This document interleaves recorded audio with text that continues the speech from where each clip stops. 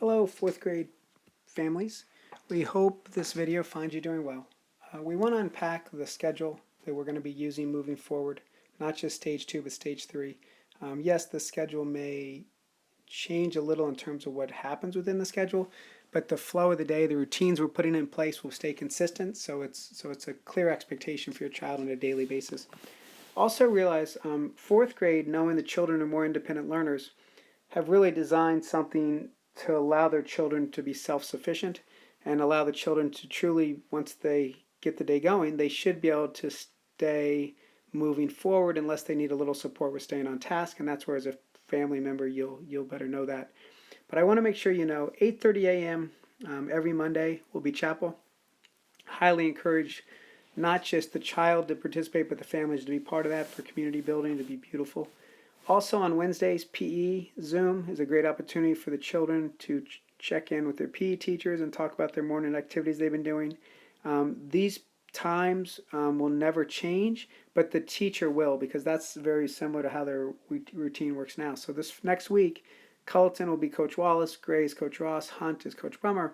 That will not be the same next week, so it'll be on a 3-week cycle before we come back to them seeing Coach Wallace, Coach Ross, and Coach Brummer, because that's how they do their gym classes.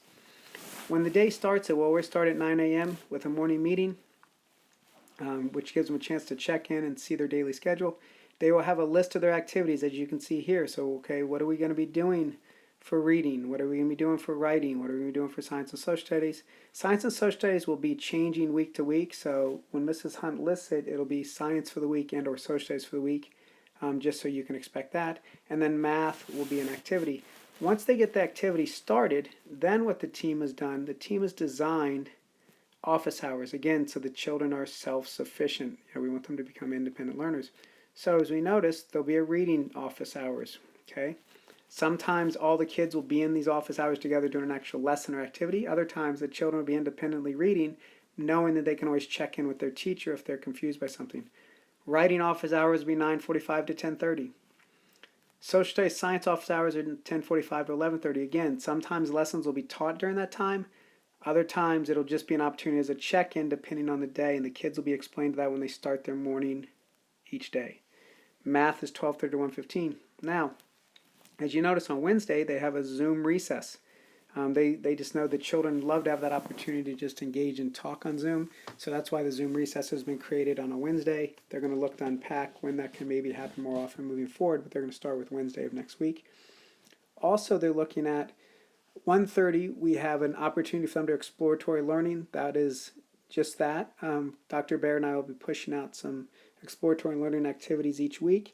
And then above and beyond that, what we ask of you as a parent is for you to sit down with your child, pull out that additional resources, use that as additional learning opportunities, and find 1 or 2 things that they can pursue. So it's truly student choice.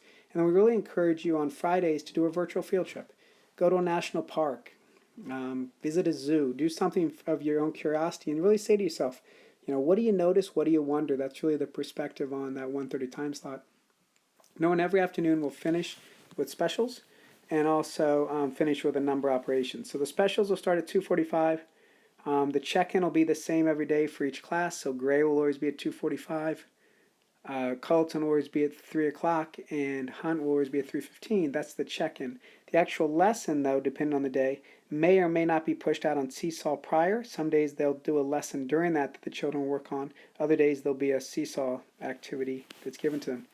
Now, with that being said, the 3:30 does not have to be when the number operations happens. That will be a video that's shared by me to you, and it's going to be focused on a different operation of the week. Once they do that operation, the goal will be for them to have 2 problems a day.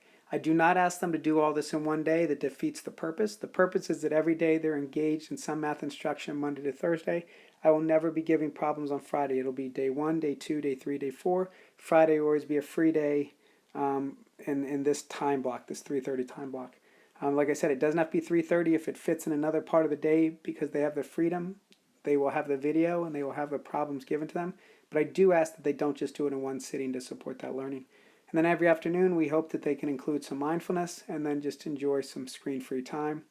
We are asking that they consider doing some independent reading in the evening, knowing that way they can get their independent reading in and calm down and kind of relax at the end of the day.